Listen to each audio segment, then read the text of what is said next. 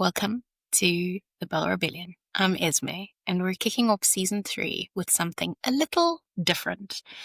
I'm going to be reading some of the more analytical pieces that I've written, and hopefully you will comment in the comment section. I'd love to have a discussion around this.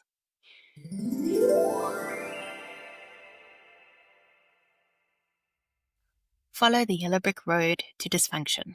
How institutional theatre keeps us clicking our heels for solutions we already have. When the people pulling the levers never experience the consequences, the show, as they say, must go on. There's a yellow brick road being laid across every LinkedIn feed, education conference, and policy discussion in South Africa. It promises to lead us to the Emerald City of educational transformation.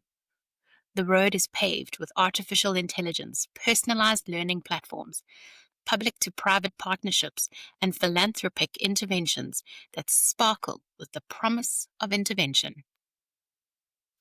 But like Dorothy's journey, the road doesn't actually lead where we think it's going. It leads us in circles around the same broken system, keeping us distracted by spectacle while the real solutions remain hidden in plain sight. Solutions we've had the power to implement all along. Welcome to the greatest institutional theatre performance ever staged, the wonderful wizard of educational dysfunction.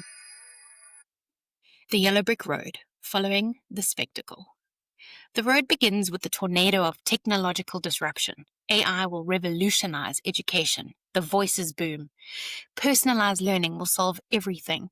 Parents and educators, lifted from the familiar grey landscape of traditional schooling, find themselves swept into a land of colorful promises and magical solutions.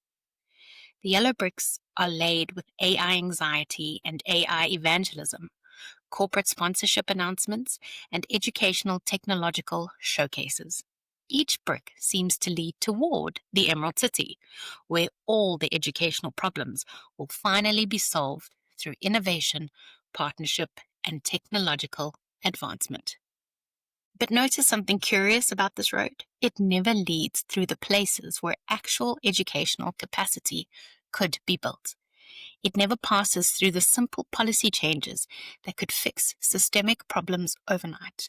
Instead, it winds around them, creating a scenic route that keeps travelers moving without ever arriving at their destination. The road is designed not to reach the Emerald City, but to keep people walking, consuming, hoping, and most importantly, not asking why the journey is necessary in the first place. The travelers, the archetypes of institutional conditioning. Dorothy, the bewildered parent. Somewhere over the rainbow, way up high, there's a land that I heard of once in a lullaby. Dorothy represents every parent swept up in the educational system, believing she's lost and needs external guidance to get home. She's searching for the way back to quality education for her child, convinced she needs to follow the experts, pay the fees, and trust the system. Dorothy has always had the power to demand genuine educational accountability. She just doesn't know it yet. The ruby slippers, her tax contributions, and democratic rights could transport her child to excellent public education immediately. But she's been convinced she needs to earn it through a complicated journey of private school fees, educational consultants, and technological solutions. The Scarecrow, the compliance-conditioned educator. If only I had a brain, says the teacher who's been systematically trained to follow scripts rather than think critically about learning. I'd unravel every riddle for any individual in trouble or in pain. With the thoughts you'd be thinking you could be another Lincoln if you only had a brain. Our Scarecrow represents educators who have been convinced they lack the intelligence to design meaningful curricula or innovative teaching methods. But the Scarecrow is actually brilliant. Our Scarecrow demonstrates creative problem solving throughout the entire journey. He doesn't lack brains, he lacks institutional permission to use them. This system has convinced educators that following predetermined curricula and assessment protocols is professional, while independent thinking is rebellious. When a man's an empty kettle, he should be on his mettle, and yet I'm torn apart. Just because I'm presuming that I could be kinda human if I only had a heart. The Tin Man, the heartless administrator. If I only had a heart, says the education department official whose children attend private schools while overseeing failing public ones. The Tin Man represents administrators who believe they've become heartless through institutional necessity, unable to feel compassion for the students trapped in the systems they manage. But the Tin Man constantly demonstrates care through the journey. He's not missing a heart, he's missing skin in the game. When decision makers never experience the consequence of their decisions, institutional empathy becomes impossible to maintain. The Cowardly Lion, our intimidated citizen. If I only had courage, says the parent who accepts failing public institutions while privately seeking alternatives. The lion represents citizens who believe they lack the bravery to challenge systemic dysfunction. Would show my prowess, be a lion, not a mouse, if I only had the nerve. I'm afraid there's no denying, I'm just a dandelion, a fate I don't deserve. I'd be brave as a blizzard. Convinced that institutional problems are too complex for ordinary people to understand or change. But the lion shows tremendous courage when it matters, defending its companions and facing genuine threats. Citizens don't lack courage, they lack knowledge that their individual choices, when coordinated, have enormous power to transform institutions. The Emerald City, the illusion of corporate solutions. After following the yellow brick road through corporate-sponsored education conferences, AI implementation workshops, and public-private partnership announcements, our travelers finally reach the Emerald City of modern educational solutions. Everything appears green and magnificent.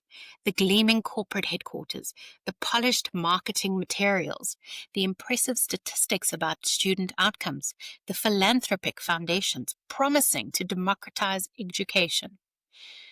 But that green glow isn't inherent to the city itself.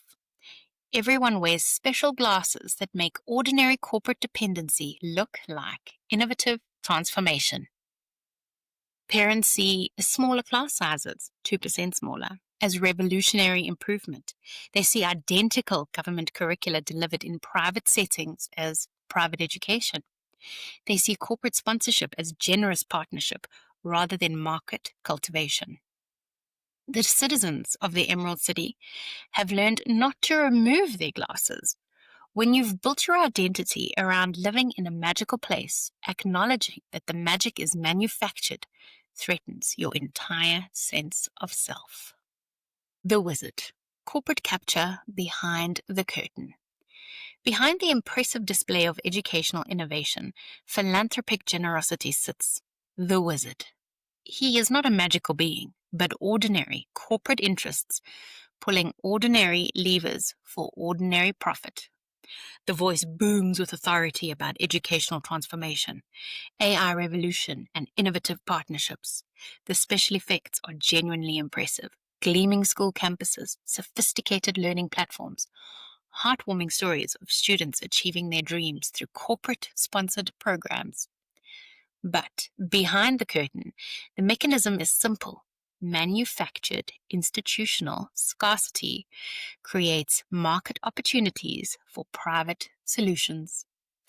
Government officials perform the starving beggar archetype, claiming they lack capacity for basic educational infrastructure while maintaining budgets exceeding over $260 billion annually.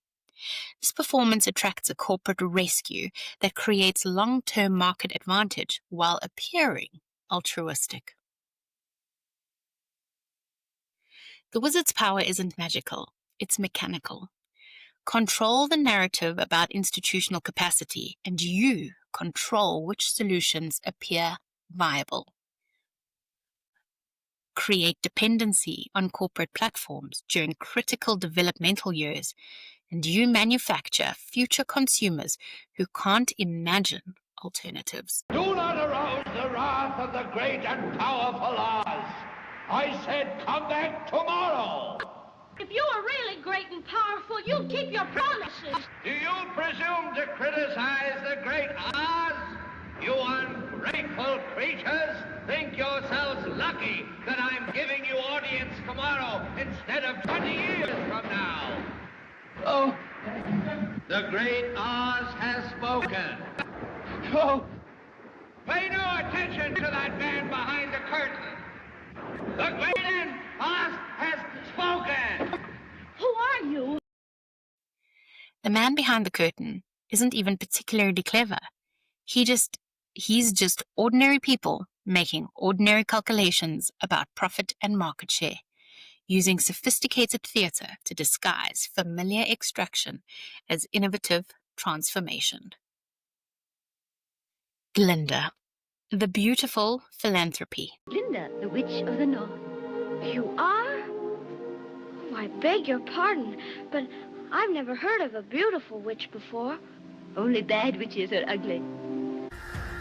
Popular. I know about popular. you're good. So I've been told. Are you looking for something? Or someone? It's good to see me, isn't it? Rated PG. Enter Glinda, the Good Witch.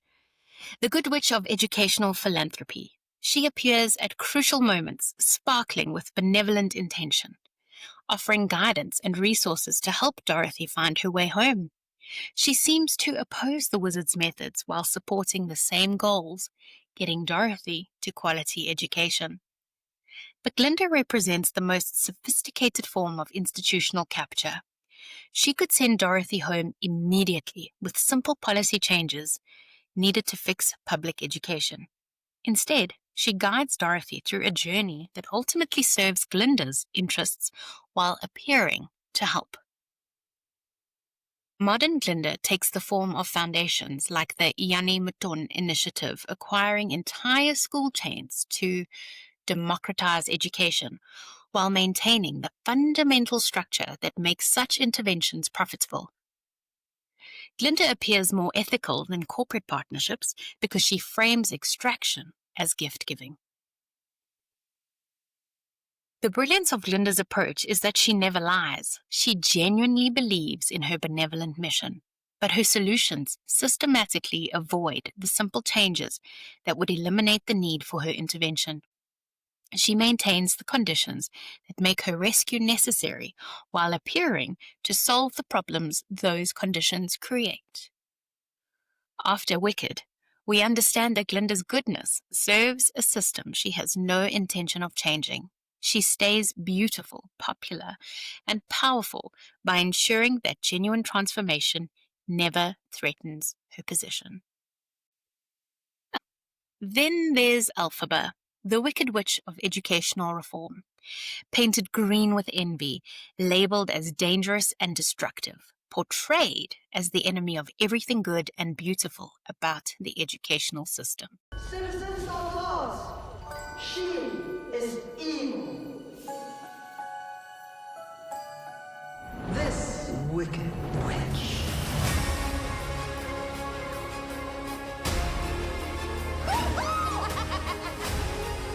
Something bad is happening in Oz. You have no real power. Someone's got to do something.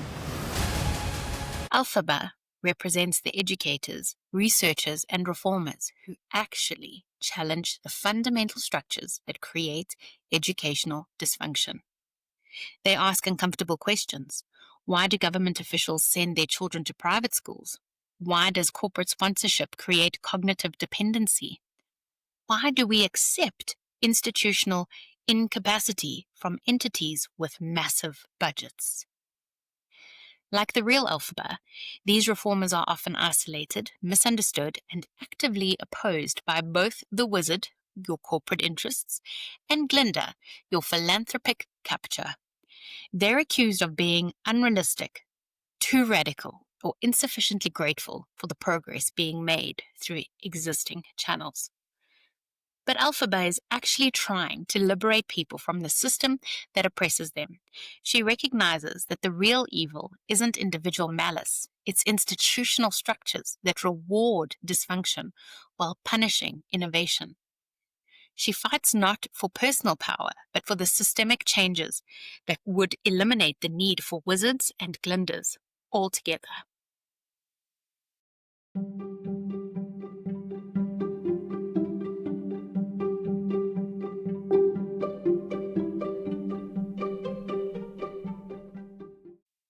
The tragedy is that Alphaba's methods appear wicked because genuine systematic change requires confronting comfortable illusions. It's easier to follow the yellow brick road of incremental corporate solutions than to acknowledge that the power to fix institutions has always been available through democratic accountability. The Ruby Slippers, her capacity for democratic accountability could transport her to the quality public education she seeks without any corporate mediation whatsoever. But she doesn't know this because Glinda, our philanthropic interest, benefits from Dorothy's journey, and the wizard, our corporate captures, profits from her confusion. Neither has incentive to reveal that the solution is immediate and doesn't require their services. The Ruby Slippers present a simple principle: skin in the game. When people making decisions about public institutions must personally live with the consequences of their decisions, institutional dysfunction becomes impossible to maintain. Imagine the policy. Every government official, from department heads to municipal councillors, must use only public services. Their children attend government schools. Their families use government hospitals. They live in areas served by government infrastructure. Click your heels 3 times with this principle and watch the magic happen. Government schools would suddenly have electricity, proper toilets, and adequate resources. Hospital waiting times would decrease dramatically and care quality would improve. Public infrastructure would be maintained to private sector standards. Educational budgets would be allocated based on the actual learning outcomes rather than political convenience. The institutions would transform, not through AI innovation or corporate partnership, but through the simple mechanism of aligning personal incentives with public service. The revelation: there's no place like accountable institutions. Dorothy's final revelation isn't that she needs to appreciate her humble circumstances. It's that she always had the power to create the quality institution she was seeking. The capacity existed within her community, within her democratic system, within public resources all along. The yellow brick road was unnecessary. The corporate solutions were diversions. The philanthropic interventions were sophisticated methods of maintaining the problems they claimed to solve. The power was always in the public hands. Tax revenues sufficient to build world-class public institutions, democratic systems capable of enforcing genuine accountability, communities with the knowledge and skill to govern themselves effectively, citizens with the collective power to transform any institution that serves them poorly. But recognizing this power requires removing the green-tinted glasses that make corporate dependency appear magical. It requires clicking our heels together and demanding that public servants actually serve the public rather than private interests. The real Emerald City: institutions that serve human flourishing. The actual Emerald City isn't corporate-sponsored or fully funded. It's composed of public institutions so responsive to citizen needs that private alternatives become unnecessary luxury items rather than the essential survival strategies. In this city, Schools develop human capacity rather than extracting from it. Teachers have the professional autonomy to innovate because they're accountable for learning outcomes rather than compliance metrics. Students engage in meaningful projects because the system rewards genuine understanding over test performance. Healthcare prevents illness rather than just treating symptoms. Communities invest in the conditions that create health because the decision makers live in those same communities and benefit from those same investments. Government serves constituents effectively because officials experience the consequences of institutional failure directly through their daily lives. Technology amplifies human capabilities rather than creating dependency. AI serves learning rather than replacing thinking. Digital platforms connect people rather than surveilling them. This Emerald City doesn't require magical intervention. It requires the consistent application of democratic accountability, ensuring that people making decisions about their public goods must personally live with the results of those decisions.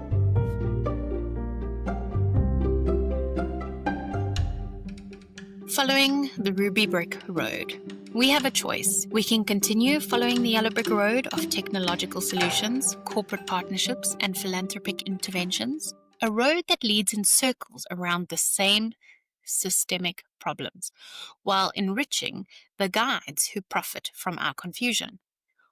Or we can click our heels together 3 times and take the Ruby Brick Road of genuine accountability, a path that leads directly to the public institutions we need and have always had the power to create. The Ruby Brick Road has only one requirement: skin in the game. When the people controlling institutional resources must personally depend on those institutions working well, the institutions do work well. When they can escape the consequences of institutional failure, the institutions fail. It's not about AI or innovation partnership or philanthropy. It's about alignment between decision-making power and consequence experience.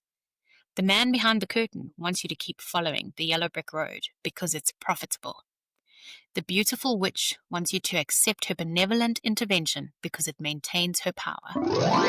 But Dorothy, the citizen, the parent, the community member, has always had the ability to click her heels and demand institutions that actually serve human flourishing.